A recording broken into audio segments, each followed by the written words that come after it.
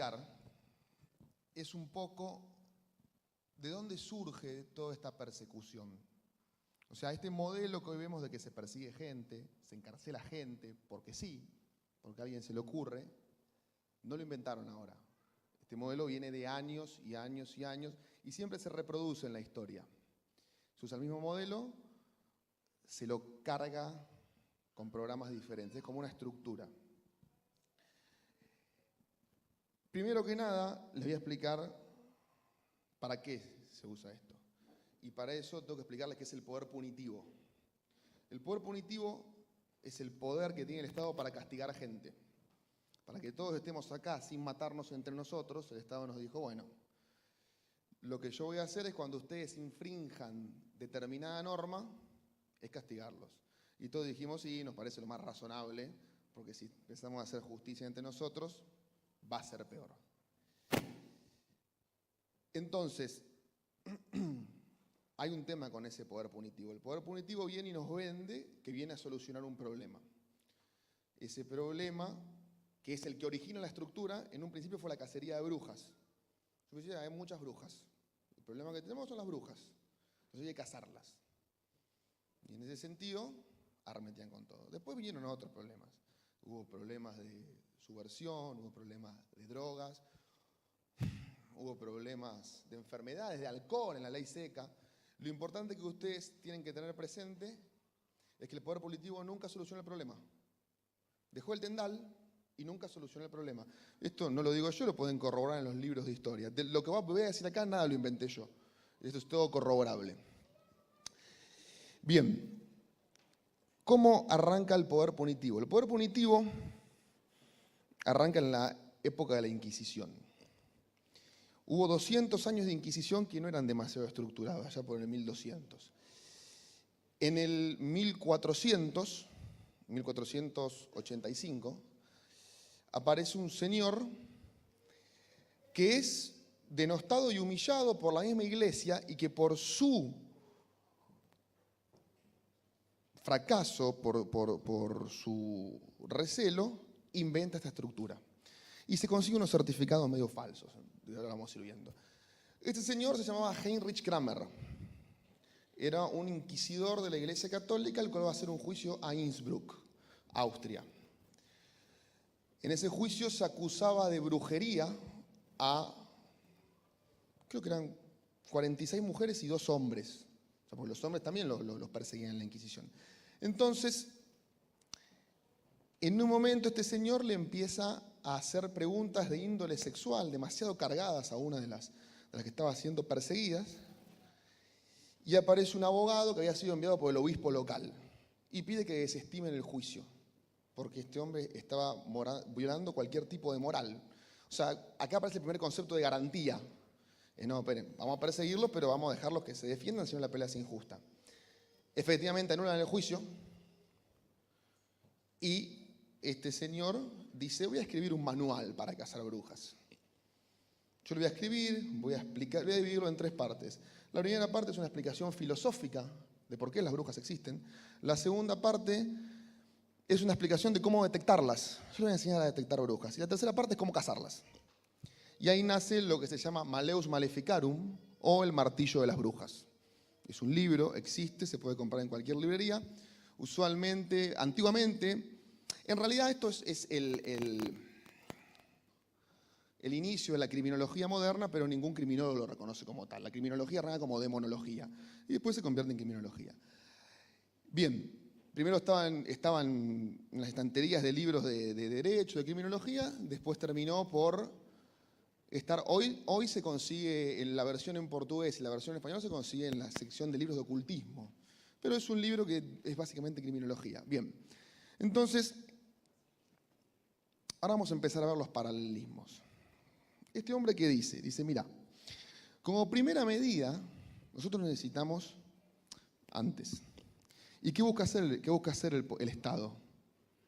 El Estado busca controlar el poder punitivo para conseguir fines espurios, para conseguir algo por detrás. Y no dice, no, esta persecución que estamos haciendo no la estamos haciendo para conseguir nada, estamos haciendo porque los queremos salvar a ustedes. Ahí viene el concepto de emergencia. El objetivo, lo primero que hace el poder punitivo es instalar una emergencia. Dice que hay una emergencia. El delito que se persigue es el más grave de todos. Puede acabar con la humanidad. En la Inquisición se le cargaba con todo tipo de culpas a un grupo de personas que no quedaba muy en claro si eran o no eran culpables, la forma en que se extraía la confesión era un poco extraño. Bueno, después hubo otras emergencias, yo sí me pongo la misma, la última, la más cercana, la de Enrique Peña Nieto en México, el combate a la droga. Si uno va a México, la droga sigue en México. Y hay muertos combatiendo la droga y la droga sigue en México. Y lo que nos convoca, nos están matando. Y yo le preguntaría, ¿a vos cuántas veces te mataron? Lo segundo que diría es, bueno, nos están matando, perfecto, ¿qué vamos a perseguir? Vamos a meter presos a los femicidas. Y ahí aparece la primera contradicción. Vos decís, no, bueno, pero espera, para meter presos a los femicidas tiene que haber femicidios. Entonces, tenemos que decidir si queremos cazar femicidas o evitar femicidios. Son políticas diferentes. ¿Por qué son políticas diferentes? Porque el Código Penal no evita delitos. Si yo ahora sacar un arma y empezar a tirar, no parece el Código Penal se mete en el medio y los salva a todos. No. El Código Penal castiga al delincuente. Y para cuando ya castigó, hay muertos. Entonces, ¿cuál es el asunto? Por más que le pongamos 152.000 años de pena al delito de femicidio, el día que el marido se pone a discutir con la mujer, cuando le va a romper un florero en la cabeza, no dice, a ver, espera, mirá, con el florero capaz que zafo, vamos a romper. No, la mató. Entonces, esa es la explicación de por qué no sirve. Entonces, ¿qué quieren conseguir con todo esto? Bueno, ahora lo vamos a ir viendo. Pero ¿cuál es el primer punto? El primer punto es la instalación de una emergencia. También lo que se requiere, y ustedes fíjense, yo le hablé que el Maleus Maleficarum se divide en tres partes. ¿Por qué existen las brujas? ¿Cómo identificar a las brujas en la comunidad? Y cómo cazarlas. Bien. ¿Por qué existen las brujas? Una explicación filosófica. La misma explicación del patriarcado. Le empiezan a explicar a uno que la mujer es perseguida y que no llega a los puestos jerárquicos. Y no sé, tuvimos una presidenta de la nación, tenemos juezas en la Corte Suprema, juezas en casación, la presidenta del Fondo Monetario Internacional es mujer. Entonces uno empieza a decir, bueno, no, esto así no es. Bueno, está bien, pero la justicia es patriarcal. Acabo de ver un fallo, que lo anoté, porque no me voy a acordar, por supuesto, de la carátula y demás, pero un fallo de acá está identificado, porque como es un tema de familia, está identificado con las siglas, pero es ZPE con DDQJ sobre violencia de género, donde va un hombre y dice, mi mujer me pegó, y excluir al hombre de la protección contra la violencia es una discriminación, no solo al hombre, a las autopercibidas. Los jueces que dijeron, citaron la discusión parlamentaria de la ley 26485, la de protección integral contra la mujer, que dice que esto es discriminación positiva. O sea, en el Congreso cuando se debatió el tema dijeron, sí, es discriminación positiva. Y acá hago un paréntesis, porque por ahí es necesario aclararlo. Nos han llevado a un punto tal de locura que es necesario aclarar esto. ¿Está mal que le peguen a una mujer? Sí, por supuesto, está mal que la maten y que la violen. No es ningún cambio cultural, ya lo sabemos todos eso. Pero lo que también está mal es que empecemos a meter gente presa a dedo. O sea, yo hoy comentaba y digo, yo no sé cómo terminé parado del lado de lo bueno, porque mi trabajo es defender a los acusados. Pero se ha llegado a un nivel de desenfreno tal por meter gente presa, que bueno, la gente dijo, no, bueno, pará, tiene que haber una mínima garantía. Entonces íbamos a esto de instalar la emergencia. ¿De qué se instala una emergencia? Se instala, por ejemplo, la emergencia de los abusos. Y uno dice, bueno, doctor, pero a ver, los chicos vienen y dicen, mi papá me abusó. Sí. ¿Y usted cómo sabe que dice la verdad? Es la primera pregunta. No, bueno, porque el psicólogo vino y nos contó que el chico dijo eso. ¿Y qué método usó el psicólogo para saber eso? El método de la psicología del testimonio. ¿En qué consiste la psicología del testimonio? En que el relato sea coherente, en que no demuestre signos de fabulación. Está bien. Si yo vengo y les cuento que yo fui campeón de lanzamiento de bala en Atenas 2004, ¿es coherente? Y la verdad que no tienen motivo para no creerme. Bueno, ahora no, es mentira. Si yo vengo y les cuento que recién con Agustín llegamos en una Ferrari, ¿estoy fabulando? No, le estoy mintiendo conscientemente. Y entonces aparecen una serie de elementos acá que lo trae a cuento, lo explica el Tribunal de Casación bonaerense y lo explica la Corte Suprema de Nueva Jersey, que es el concepto de pseudomemoria coconstruida. Es decir, que un menor, a partir de un hecho vivenciado y de la influencia de un mayor, puede construir un recuerdo. Por eso pseudomemoria y por eso co-construida, porque se construye entre dos. Y el psicólogo no lo puede diferenciar. Pero acá se mete gente presa con la prueba psicológica, con la pericia psicológica. Esto es parte de esta demonización hacia el hombre. Entonces, acá tenemos una emergencia que se instaló, que es hay que parar los femicidios, hay que parar los abusos y hay que parar las violaciones, la discriminación contra la mujer, y con eso vale todo. Se barre con todo, se barre con toda garantía. Hay un caso muy famoso en el cual un futbolista es acusado de haber abusado de la sobrina, de haber violado a la sobrina. Yo fui el defensor de él. La nena dice que sí, que efectivamente la violó, acceso carnal. Uno va a la pericia del cuerpo médico forense, que todavía me acuerdo, está foja 83 de la causa, y dice que la nena tiene himen anular e intacto, y el señor está preso. Y cuando uno se defiende y dice, no, bueno, pero a ver, uno dice, no, a ver, si el cuerpo médico forense dice esto, evidentemente no hubo acceso carnal por vía vaginal, pudo haber sido por vía oral. Está bien, pero yo no me defendí de eso. Es otro principio que se viola, el principio de congruencia. Uno tiene que ser condenado por lo que es acusado. Yo no puedo acusar a alguien de haber matado a una persona usando una 9 milímetros y cuando lo encontramos con un agujero de 45, se van, no, bueno, tiró con una 45. No, pará, yo me defendí de la 9. Entonces, esas son cosas que se van avasallando con toda esta emergencia y empiezan a introducir, darle el poder a alguien. Darle el poder, que son estos grupos feministas que están detrás de todo esto. Ahora vamos a ver para qué quieren el poder. Es más, hay una cuestión que es muy llamativa.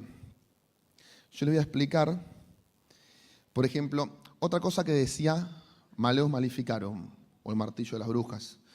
O sea, bueno, el crimen que provoca la emergencia es el más grave de todo y su frecuencia es alarmante. Esto se decía en la época de la Inquisición o en cualquier persecución. Ustedes fíjense hoy que hoy prenden la televisión y ven un femicidio, mató a la mujer, abusó, le pegó, le tiró el pelo, un femicidio cada 30 horas. Mentira, no hay un femicidio cada 30 horas. La frase del femicidio cada 30 horas nace en el año 2017. Por una estadística de la Corte Suprema que dice que en el año hubo 273 femicidios. Cuando uno se pone a ver la estadística, de esos 273 femicidios, solo el 5% tuvieron condena firme. O sea que no hubo 273 femicidios. Hubo 273 mujeres muertas, de las cuales del 5% esas que fueron un femicidio. ¿Cuál es el punto que se hace con esto? Se va permitiendo que se relajen cada vez más las garantías. ¿Por qué? Porque tenemos una emergencia y hay que pararla. Incluso, a ver, tenemos cuestiones, delitos que no existen. Por ejemplo, cuando uno se pone a ver por qué puede ser un femicidio, encuentra que uno de los incisos dice, de un inciso del artículo 80, dice que es cuando un hombre mata a una mujer y mediare violencia de género. Necesariamente tengo que explicarles cómo sabemos cuándo hay un delito. Hay un delito cuando una persona infringe lo que se llama tipo penal. Tipo penal, que es lo que está escrito en el Código Penal. Será penado con reclusión de prisión de 8 a 25 años el que matare a otro en tales circunstancias, es el tipo penal. Y ese dice agravado por violencia de género. Hay otra cosa del tipo penal que se llama elemento normativo. O sea, el tipo penal tiene elementos descriptivos y elementos normativos. Elementos descriptivos son los que podemos percibir por los sentidos. Por ejemplo, anunciar un mal grave e inminente. Te voy a matar, lo percibís por el sentido, no hace falta ir a ninguna norma. Elemento normativo, lo que tenemos que ir a una norma para analizarlo. Violencia de género. Dice, cuando un hombre mata a una mujer en un contexto de violencia de género. Bueno, uno dice, bueno, ¿dónde buscamos el concepto de violencia de género? En la ley 26.485. Pero la ley 26.485 no habla de violencia de género, habla de violencia contra la mujer. Y por el principio de máxima taxatividad del derecho penal, no existe la violencia de género. Por tanto, cada vez que se condena a una persona por el inciso 11 del artículo 80 del Código Penal, estamos dictando una condena inconstitucional porque se violó el principio de legalidad. Nadie puede ser juzgado si no hay una ley anterior al hecho del proceso que diga que tiene que ser juzgado por eso. No la hay. Entonces, eso es una explicación de lo que se avasalla. Otro paralelismo que podemos hacer entre la ideología de género y la Inquisición. Hay una obra de teatro que se llama Las Brujas de Salem. Y en Las Brujas de Salem, en el año, si yo no recuerdo mal, es en 1692, pasa algo que, porque el Malleus Maleficarum fue un libro que fue estudiado, muy estudiado, para saber cómo fue que perduró tanto.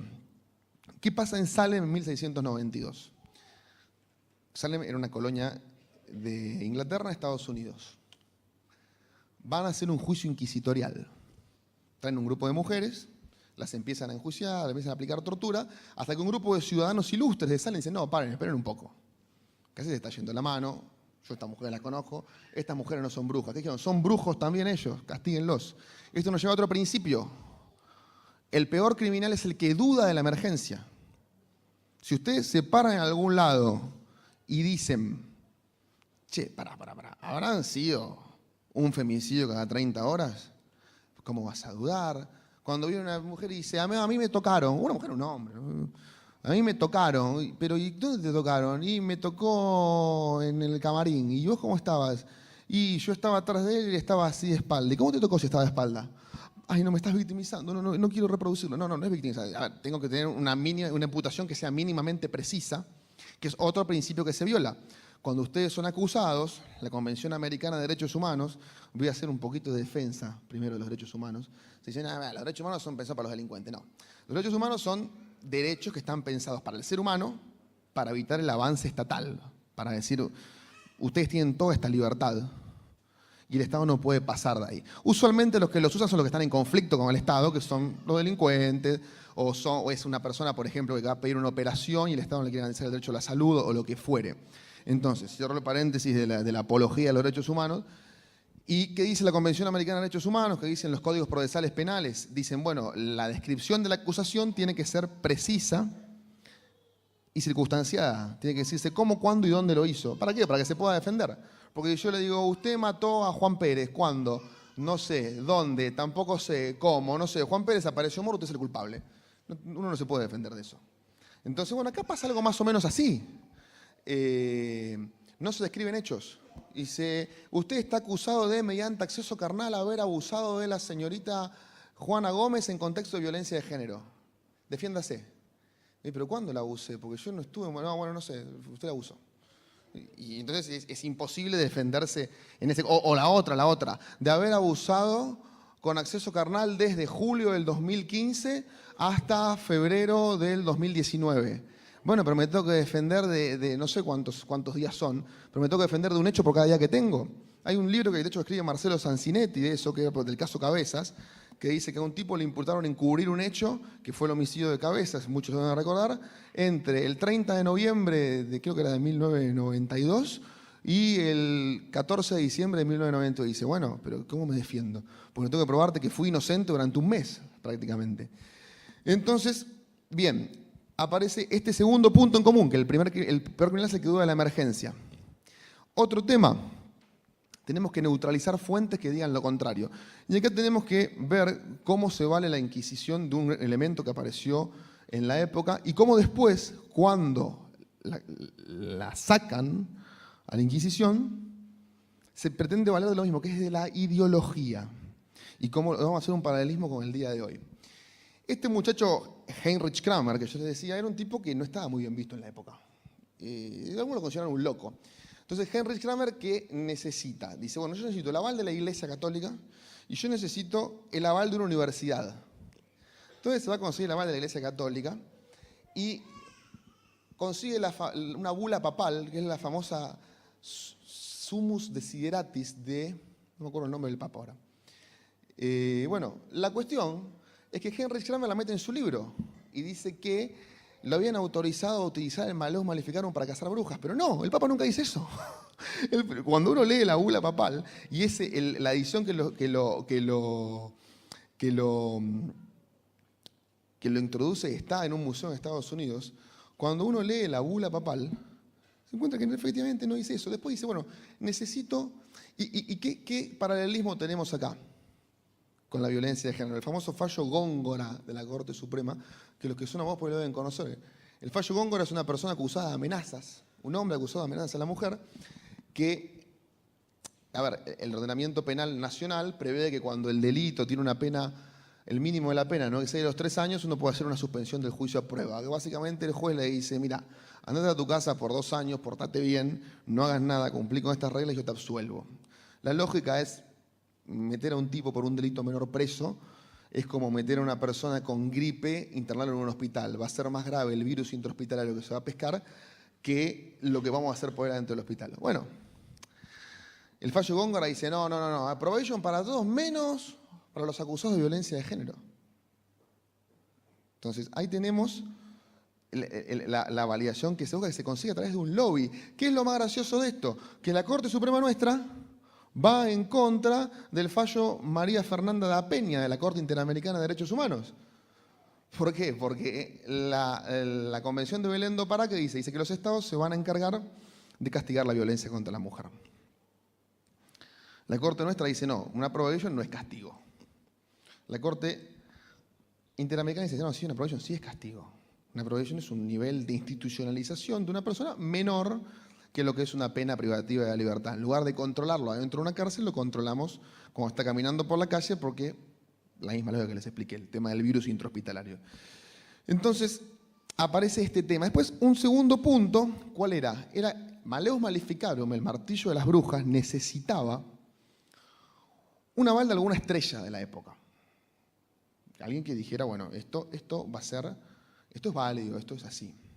Entonces, ¿qué hace Heinrich Kramer? Va y lo busca Jacob Sprenger, que era un profesor de la Universidad de Colonia, en Alemania. Entonces van, y aquí hay una discusión entre los investigadores. Algunos dicen que Jacob Sprenger nunca escribió nada, otros dicen que fue un asesor, y otros dicen que solamente escribió el prefacio del libro. No queda muy en claro qué es lo que hizo. Lo que importa es que de algún modo se consigue esta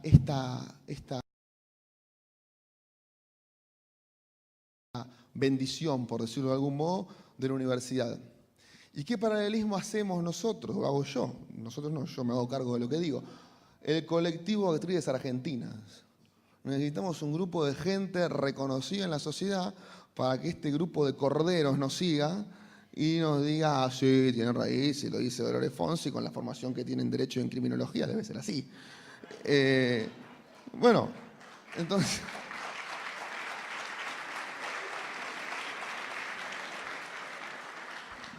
Y entonces, ¿qué vamos haciendo? Vamos acumulando poder.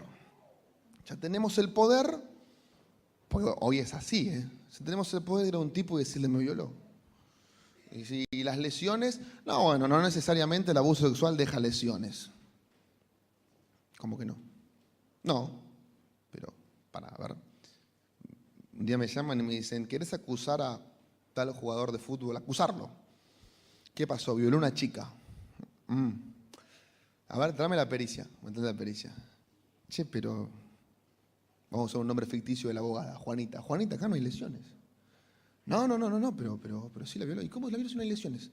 No hay ni genitales ni paragenitales. O sea, ni alrededor de los genitales ni en los genitales.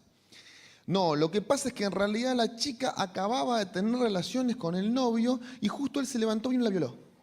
Y la chica estaba lubricada. Y no tiene mucha lógica. Bueno, entonces ese tipo de cosas se dan y uno dice, che, estamos en peligro. Y el chico que está condenado, el jugador de fútbol está condenado. ¿Y cuál es el tema? Otro punto en común, la alquimia moral. ¿Qué es la alquimia moral? La alquimia moral es una falacia ad hominem. O sea, lo que es verdad y lo que es mentira depende de quién venga, nos diga y nos lo cuente. ¿Qué pasaba en la cacería de brujas? Agarraron a una mujer, le decían, ¿sos bruja? No. ¿Seguro? No. Mirá que tengo como una escoba volando. No, no soy bruja. Bueno, vamos a torturarla. Torturaban un poquito, gritaban, ¿sos bruja? No. ¿Sos bruja? No. De repente lo que se empezaba a reír de los inquisidores porque estaban locas en la tortura que habían metido. Decían, no, eso es Satán que se está burlando de nosotros, es bruja, quemémosla. Quemaban. Bueno, confesaba, era bruja porque confesaba. No sé, se moría, Satán la mató para que no se salve su alma. Entonces no había forma de demostrar que no eras bruja, porque tú ibas a aguantar la tortura, seguir diciendo no soy bruja, iban a decir, le hizo aguantar la tortura, es bruja. Entonces acá pasa lo mismo, El caso Juan d'Artés fue un ejemplo.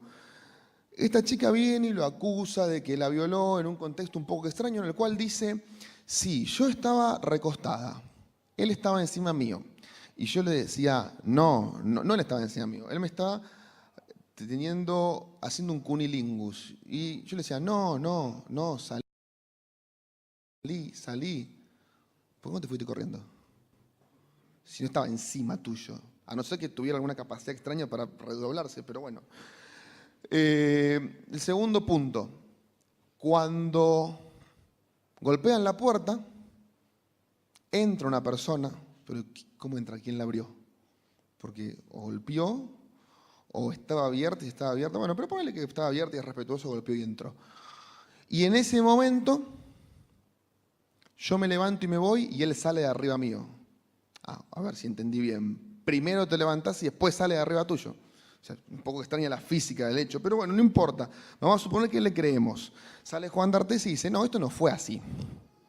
En realidad sí vino, en realidad sí hablamos, y ella vino a mí y me dijo que estaba enamorada de mí.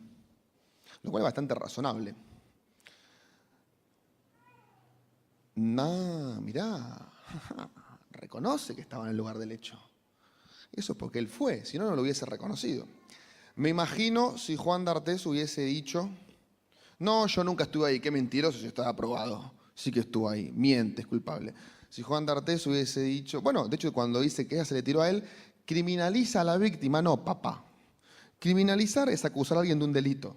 Si yo te acuso de quererme seducir, no estoy acusando de un delito. Y aparte, no es criminaliza a la víctima, es está defendiendo. Y en este sentido, tengo que traer a cuento a Marcelo Sanzinetti, que por él, los abogados del salón lo deben conocer, es un gran doctrinario, 2 veces doctor, tiene 2 doctorados, que dicen, uno lee las providencias de los jueces cuando procesan, cuando avanzan con el juicio hacia una etapa posterior, y una de las cosas que valoran es que dicen que la víctima siempre acusó firmemente al imputado y nunca se desdijo. Y Sanzinetti dice, bueno, el imputado también siempre lo negó firmemente y nunca se desdijo. Entonces, de última, estamos en una balanza que está ahí equiparada entre las dos fases. Entonces, bueno, ¿qué hacemos? ¿Qué deberíamos hacer? Y la lógica nos indica que apliquemos el principio de la duda. Cuando hay duda, hay que absolver. No. La nueva lógica nos indica que apliquemos la perspectiva de género. ¿Qué es básicamente la perspectiva de género? Agarrar la Constitución, pasársela por igual que uno elija y condenar cuando el acusado es hombre. Eso es la perspectiva de género. Porque dicen, no, bueno, porque la Argentina se comprometió a través de la convención. Es abandonar todo tipo de lógica, ¿no? Porque uno le dice, no, bueno, pero eso no es así porque lo dice la ciencia. No, bueno, pero la ciencia no importa. Bueno, eso no es así porque lo dice la teoría de la evolución de las especies. No, Darwin estaba loco. Esto no es así porque lo dice la Corte Suprema. Son 4 viejos carcamán. ¿Y qué es lo que importa? No, lo que importa es lo que decimos nosotros. Y vienen con que nos comprometimos en la Convención de Belém do Pará a perseguir, erradicar, castigar la violencia contra la mujer. Sí, también nos comprometimos en la Convención Americana de Derechos Humanos, que tiene rango constitucional, a darle a una persona los medios necesarios para que se defienda. Entonces, ¿qué estamos diciendo? Estamos diciendo, mira, abramos la puerta a la cárcel y liberemos violadores, abusadores, femicidas. No, estamos diciendo, agarramos a una persona, sentémosla en un banco y digámosle, mire señor, usted se lo acusa de A, B, C y D. Usted se puede defender, tiene este derecho, este derecho, este derecho y este derecho. Y tengo que tener un término denostado por la mayoría de la sociedad, denostado por influencia de los medios, el término garantismo. Uno dice, yo soy garantista, y él defiende chorros, que esto, que lo otro. Y la pregunta que yo suelo hacer es, che, yo ahora cuando salgo me llevo tu auto. No, porque ¿cómo decía el auto es mío? Ah, pues vos sos un garantista. No, al contrario, yo no quiero que me roben, no sé, no, vos sos un garantista, porque estás amparando en la garantía de la propiedad privada. Bueno, las garantías son eso, todos somos garantistas. La garantía es un límite que la Constitución pone y que le dice al Estado, señor Estado, hasta acá. De acá para acá yo decido qué hago, dónde voy, dónde no voy, dónde me quedo. Y vino la izquierda y se apoderó de esas garantías y dijo, no, las garantías son mías, yo las inventé. Son para cuidar a los desprotegidos sociales, son para cuidar a la gente que tiene poca plata y eso. No, las garantías se inventaron en la Revolución Francesa, aparecen. Y es una revolución burguesa. Por tanto, las garantías son de la derecha, no son de la izquierda. Lo que pasa es que la izquierda se apodera de lo que le va sirviendo. Y se arma un guiso de cosas que, en definitiva, a alguna gente le gusta y se lo come. Eso es lo que pasa con las garantías. Pero a partir de ahora hay que mirar de otro lado el término garantista y decir lo que las garantías nos van a permitir hacer es poder autodeterminarnos. Es poder conocer bien hasta dónde pueden llegar con nosotros y hasta dónde no. Entonces continuamos con los paralelismos. Aquí hay un paralelismo muy importante. El delirio que se instala mediante el discurso inquisitorial, y digo inquisitorial no por nada, sino porque fueron los que lo inventaron. De hecho, no fueron los que lo inventaron, fue Heinrich Kramer el que lo inventó. Y se consiguió una bula papal media de dudosa legitimidad, porque no se sabe si la escribió ese papa. Una aprobación de una universidad que no se sabe si la consiguió, porque en una de las versiones el escribano que lo certifica dice que él no estaba cuando los académicos lo firmaron, y en otra versión uno de los académicos que firma dice no, a ver, esto es una locura y no lo debería leer gente que no sea muy preparada porque es algo que puede llevar a que se cometan masacres. Fue el único que dio el clavo. Esa versión existe, está en algún lado del mundo en un museo. El delirio sirve como coartada para encubrir delitos. Entonces, acá es cuando se empieza a ver más el tema de la ideología de género y empezamos a ver que aparecen un grupo de mujeres que denuncian una violación de una menor de 16 años con un pañuelo verde y una escenografía y es una obra de teatro. Y vos decís, ¿qué tiene que ver una cosa con otra? Y bueno, sí, todo tiene que ver, porque acá no nos interesa ni perseguir a los violadores, no nos interesa ni meter presos femeninos, nos interesa acumular poder. Y después con ese poder vemos cómo, para dónde lo llevamos. Y te ponemos una ESI. ¿Por qué te ponemos una ESI? Porque sí o sí, porque el motivo por el cual hay femicidios es porque hay una cultura machista. Pues sí, puede ser, a ver, no es del todo loco, me parece una pavada, pero a ver, capaz que tiene un poco de lógica. Y el motivo por el cual hay una cultura machista es porque no se aceptan los 119 géneros que a mí se me ocurrieron un día cuando me levanté a la mañana, y si no los aceptan son machistas y van a matar mujeres. Y ahí se empiezan a introducir una serie de cosas que los motivos va a explicar Agustín, ya lo explicó muchas veces, pero lo voy a volver a explicar. Y para eso es la emergencia, para eso se instala esa emergencia. Ahora, no tenemos que olvidarnos qué delitos se cubren, por ejemplo. El aborto es un delito.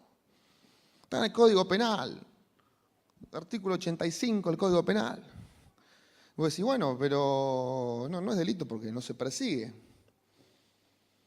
Y dice, ¿cómo hacemos para evitar los abortos? Porque se están muriendo las chicas. Y si vos les seguís explicando cómo abortar, se van a seguir muriendo. Entonces, ¿cómo hacemos para evitar que se mueran las chicas? Legalicemos el aborto. Y eso es un cerebro. Yo el otro día conozco un caso de que hubo 3 delincuentes que murieron en una entradera. Entonces, lo que deberíamos hacer es legalizar el robo. No, ¿qué tenemos que hacer? Perseguir el aborto. ¿Vos sos un inquisidor? No. Vamos, te investigamos, juntamos los elementos probatorios que dan cuenta de la comisión de tu ilícito Te sentamos en un banquillo y te decimos, che, me parece que abortaste. Tenemos tareas de inteligencia que dicen que en tal lugar se hacen abortos. Tenemos escuchas telefónicas con tu voz. Tenemos un feto que lo secuestramos y tenemos una pericia médica que dice que es un aborto. ¿Qué nos querés contar al respecto? Que se defienda y si se comprueba que abortó, va presa. Si no se comprueba que abortó, no va presa. Ahora, decir, bueno, entonces, en concreto, ¿cuál es la solución? Que así como se crearon unidades funcionales de instrucción y juicio o fiscalías para perseguir delitos de violencia de género, delitos de narcotráfico, delitos económicos, se invente una unidad especial de violencia, perdón, ya estoy con el cassette puesto, se invente una unidad especial para perseguir abortos, para investigar abortos. ¿Alguno conoce la división abortos y delitos contra la vida de la Policía Federal? No. Yo conozco la división drogas peligrosas, conozco la división femicidios, conozco la división delitos económicos, la división lavado de dinero, la división contrabando, una larga lista de divisiones, y no conozco esa. ¿Por qué no? Porque no hay voluntad política de perseguirlo. Porque están todas las herramientas que tienen. Y es más, cuando uno va a un fiscal y le dice, señor fiscal, se cometió un delito de aborto, y el fiscal dice, no lo quiero investigar, el fiscal comete un delito, que es violación de los deberes de funcionario público. Porque en Argentina tenemos un principio que es principio de legalidad, que es que todo lo que no está prohibido está permitido. Entonces, donde hay una norma que dice que algo tiene que perseguir, se persigue. Punto. No es optativo, no es como en Estados Unidos que hay principio de oportunidad. Ustedes en Neuquén tienen principio de oportunidad, pero es un principio de oportunidad medio chino, porque es de legalidad también, porque surge una ley. O sea, no es que el fiscal dice, no quiero investigar porque no tengo ganas, porque estoy haciendo una negociación para que atestigo en contra de otro. No, al fiscal le dice, mira, vos tenés, creo que son 5 supuestos. Uno que es que el delincuente haya recibido un daño en la comisión del delito equiparable al daño que cometió, que haya reparado el daño, que la pena sea demasiado insignificante, y los otros dos no me los acuerdo. Pero surgen de la ley, por lo tanto sigue siendo principio de legalidad. Entonces, cuando el fiscal no investiga, el fiscal comete un delito. No es que el fiscal puede decidir no investigar. Y ese delito que el fiscal comete hay que investigarlo también, porque si no se genera impunidad. Bueno, sin ir más lejos, ¿qué otro delito se encubre con esta persecución como parte del valeto del escrache? ¿Qué es el escrache, flaco? O sea, el escrache son calumnias o son injurias. La diferencia entre uno y otro es que la injuria es si yo te digo violador y la calumnia es si te digo vos el día 5 de febrero a las 3 de la mañana en la ruta 8 en la banquina me violaste. Eso es una calumnia porque está el delito determinado. Entonces es una calumnia. ¿Por qué no se persigue? ¿Por qué no se castiga? Está bien, es cierto, es un delito de acción privada. O sea, el ofendido tiene que ir e instar y decirle a la juez, juez, perseguí lo que yo me interesa. Pero no se persigue. Y yo no conozco muchos que lo denuncien. ¿Qué delito encubre? La instigación a cometer delitos. Sale esta chica Sofi Morandi en Showmatch a decir, escrachen, chicas, escrachen. A ver, ustedes fíjense la siguiente locura. Yo soy una persona que soy legítimo usuario de armas y yo considero que es importante que cuando a alguien le dan la tenencia al arma, le den la aportación también. Porque ir de tu casa al polígono con la pistola descargada en una valijita es comprarte un pasaje a la muerte. Porque vienen, te asaltan, piensan que sos policía y te acribillan a balazo y te roban la pistola. Bien. Ahora, por eso, yo no agarro y me pongo una 45 en la cintura y digo, yo tengo el derecho a aportación de armas libre y la voy mostrando. No, pues es un delito. Bueno, eso es lo que hacen estas chicas con el aborto. Saben y dicen, no, yo tengo derecho a abortar, pero es un delito, no importa, yo decido sobre mi cuerpo, pero no es tu cuerpo, es el de la criatura que llevas adentro. No importa, yo decido sobre mi cuerpo. Y se encierran en esa lógica, y así es como se encubren los delitos. Y de nuevo, ¿a dónde voy con esto? ¿A dónde voy con todos estos paralelismos? En que esto no es algo aleatorio. Esto no es algo que se inventó, esto es una estructura bien definida para encarcelar opositores y que si esto no lo paramos, se acaban las garantías de todo el mundo. O sea, hoy estás acá, mañana podés estar en el penal de Neuquén. A eso apunto. No es que de verdad quieren... A ver, las chicas que tienen 15 años están con un pañuelo verde porque están convencidas que son unas revolucionarias. Pero las que las mandan, no les interesa la revolución, no les interesa que decías sobre tu cuerpo, no les interesa absolutamente nada de eso, más acumular poder para instalar este concepto del aborto. Y acá nos metemos con por qué se quiere instalar culturalmente que a la víctima de abuso sexual se le cree. A ver, primero que nada, no hay víctima de abuso sexual hasta que no haya victimario. Y el victimario recién va a ser victimario cuando haya una sentencia firme.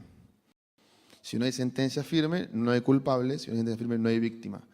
Entonces, ¿por qué se le cree? Porque si nosotros logramos instalar culturalmente que a la víctima de abuso sexual hay que creerle, tenemos aborto legal, seguro y gratuito por la sola circunstancia de ir a un hospital y decir, me abusaron. Entonces, por ahí algún cerebro salta siempre y dice, no, pero está el fallo FAL, doctor. Que el fallo FAL dice que hay que implementar protocolos de interrupción legal del embarazo. Y vos decís, está bien, pero hay un problema, que el fallo FAL no caló, tenía que calar.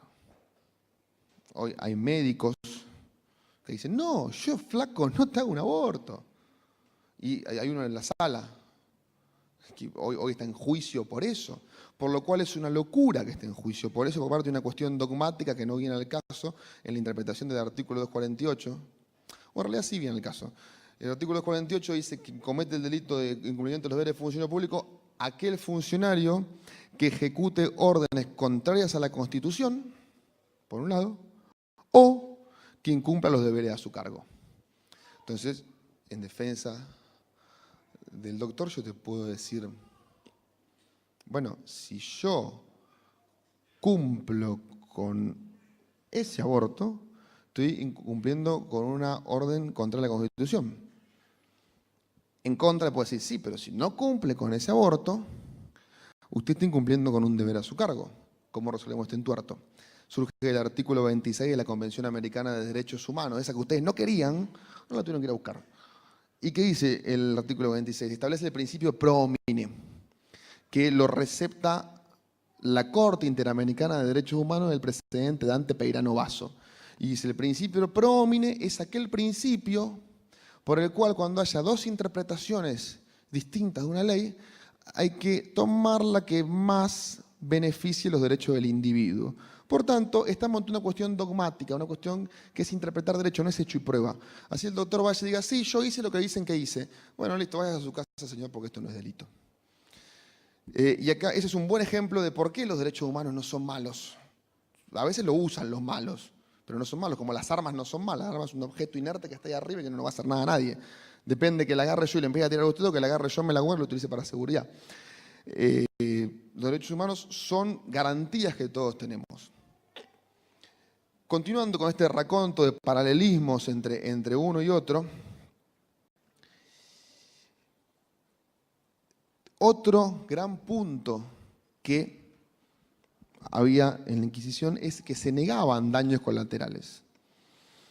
Se decía, la que se murió es bruja.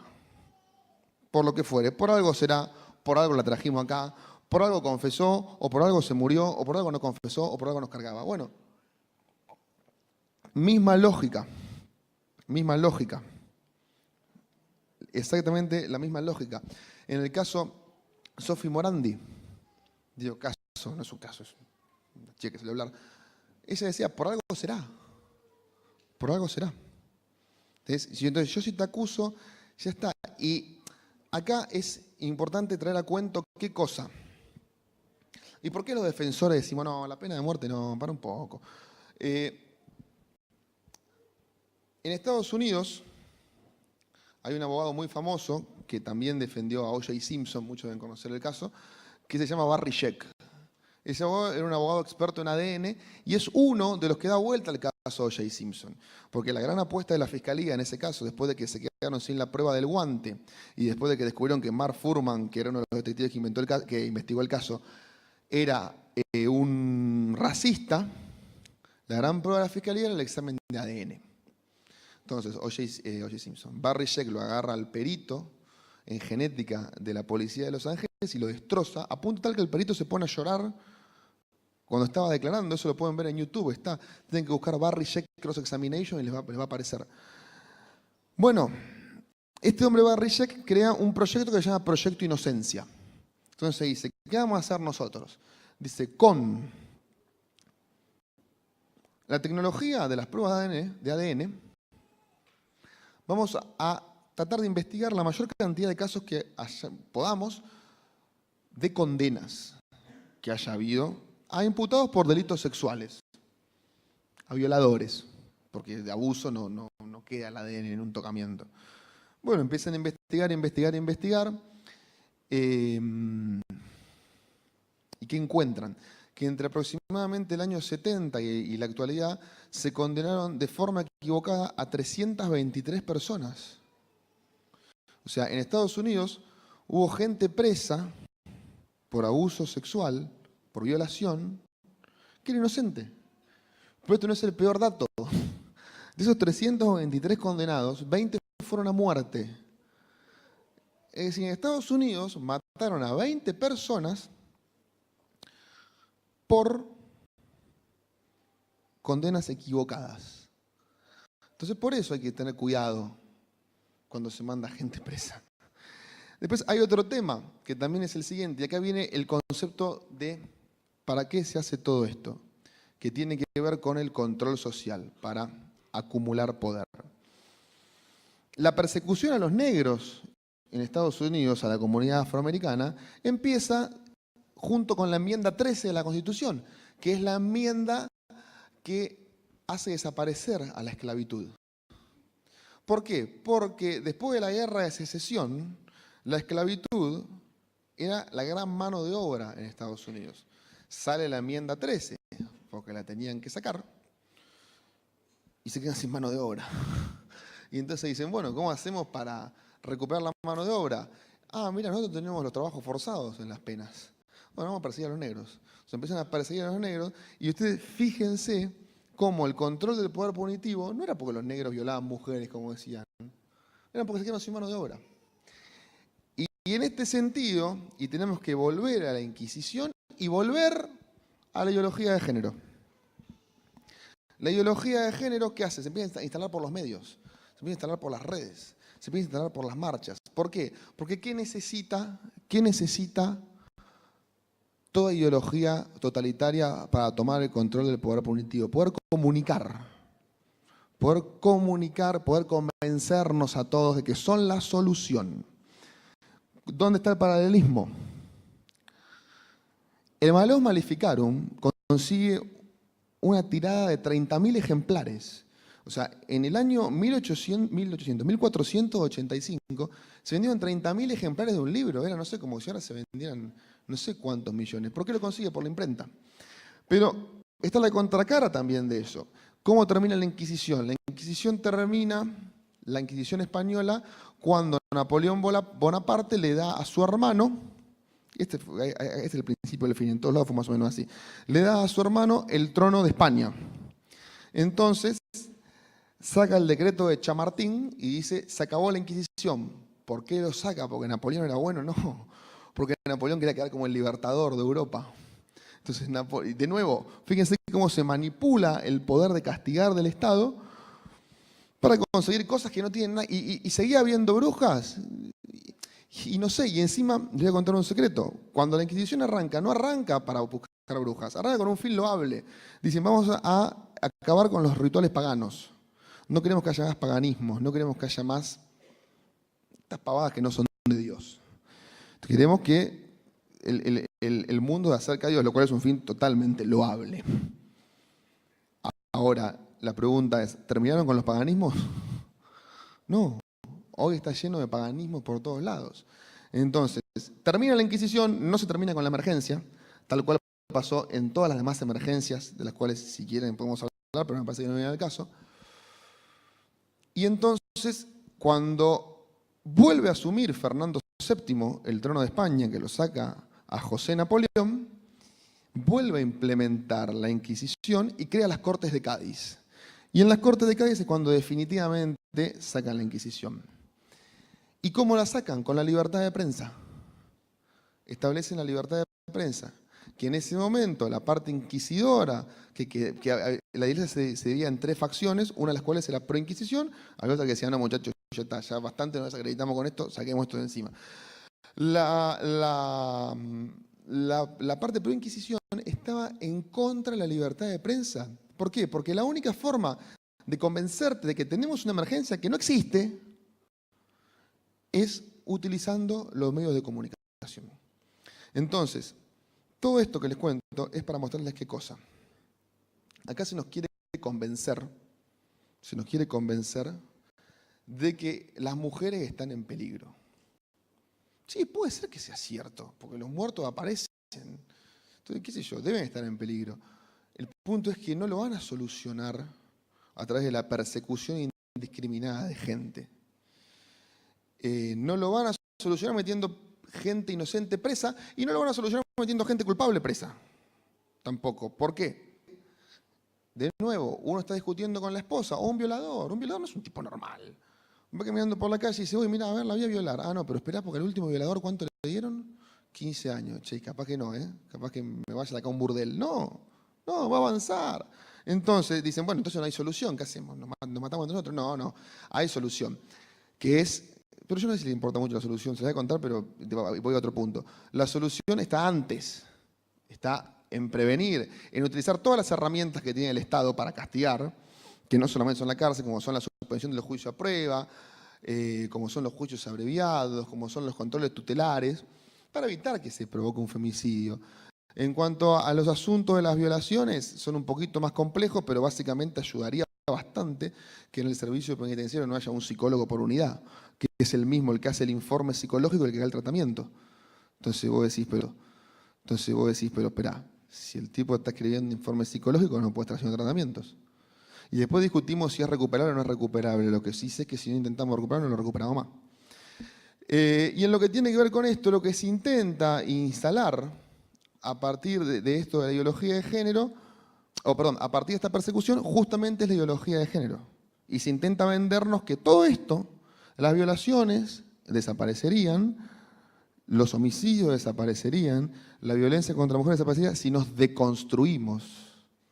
Y aceptamos que en realidad no hay hombre y mujer, sino que hay 119 tipos de géneros diferentes. Y aceptamos el aborto. No sé cuál es la relación entre el aborto y la violación o el aborto, porque incluso los abortos en caso de violación. Los abortos en caso de violación, y habría que analizar caso por caso, pero hay una realidad, y esta es también la realidad del derecho penal liberal, que dice, mira, yo tengo un tipo que mató. Yo tengo varias opciones para hacer, pero yo lo puedo matar, sí. Ahora, con eso no consigo nada, porque tengo 2 males, el muerto que maté y el muerto que mató.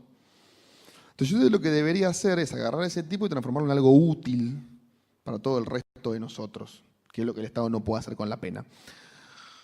Le voy a decir, bueno, pero si yo soy la víctima, yo no quisiera que lo conviertan en algo útil. A mí no me interesa que ese tipo mañana vaya a trabajar a un banco y sea el banquero ejemplar o que vaya a trabajar en una fábrica de autos y haga los mejores autos. A mí me interesa que ese tipo se muera porque mató a un ser querido, que es mi ser querido, no el del Estado. Y bueno, pero ahí tenemos un problema porque tenemos que ver cuál es la función del Estado. O sea, el Estado no está para garantizar la venganza privada. El Estado está para garantizar que podamos convivir en paz, todos en paz. ¿Y eso cuándo se produce? Cuando se produce una catarsis del conflicto. Es decir, cuando la víctima dice, esto es razonable, y el victimario dice, sí, la verdad que me la merecía.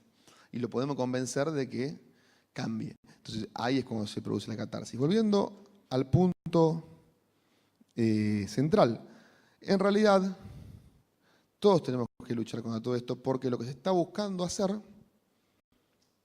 es poder dominarnos.